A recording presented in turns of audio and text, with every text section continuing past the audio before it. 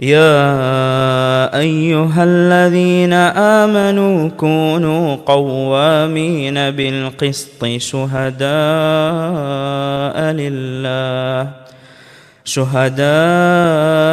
لله ولو على أنفسكم أو الوالدين والأقربين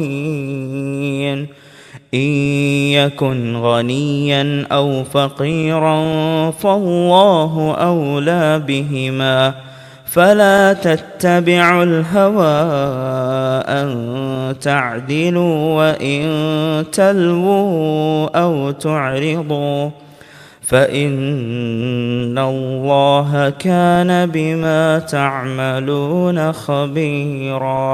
അവിടെ ആ വചനം ഫുള്ള് നമ്മൾ അർത്ഥം വെച്ച് വായിക്കണം തോന്നുന്നു. അത് എത്രത്തോളം നന്മ പഠിപ്പിക്കുന്ന ഒരു കാര്യമാണെന്ന് പറയാം.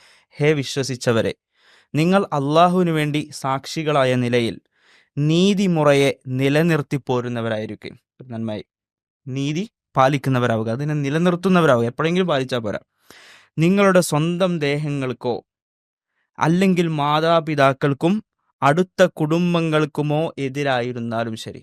അതായത് നമ്മളാണ് അനീതി പ്രവർത്തിച്ചതെന്നുണ്ടെങ്കിൽ നമ്മുടെ അനീതിയെ നമ്മൾ ന്യായീകരിക്കാൻ നിൽക്കരുത്.